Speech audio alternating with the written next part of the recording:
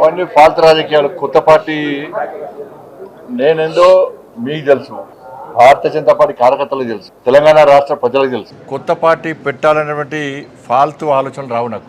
అటువంటి ఫాల్తు రాజకీయ నాయకుడిని కాదు.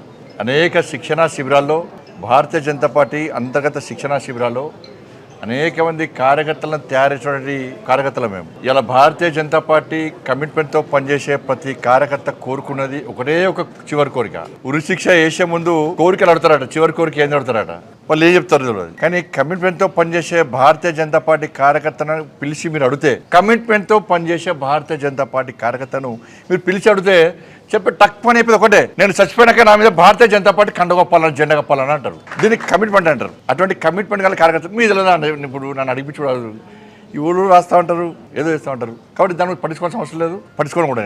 ఇటీవల పరిణామాల్లో మిమ్మల్ని మంత్రివర్గ బర్తరఫ్ చేస్తున్నారు స్పెక్యులేషన్స్ ప్రచారం కరెక్టే.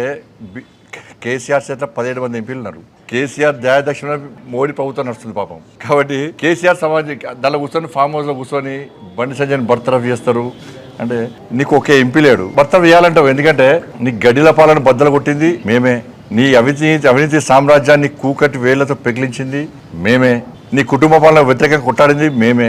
ఉంటుంది, నీకు సహజంగా ఉంటుంది. నీకు 17 మంది ఎంపీలు ఉన్నారు కదా, అందుకే రెచ్చిపోతున్నావు నువ్వు.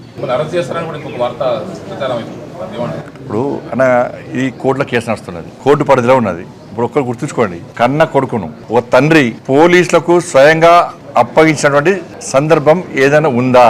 నేను తీసుకుపోయి విచారణకు సహకరించాలని చెప్పి నాకు సమాచారం వచ్చిన వెంటనే నా కొడుకును అప్పచెప్పిన. అరెస్ట్ చేయాలంటాడు. ఇలా కేసీఆర్ కొడుకు ఫేక్ మీడియా ఫ్యాక్టరీ నడుపుతున్నాడు.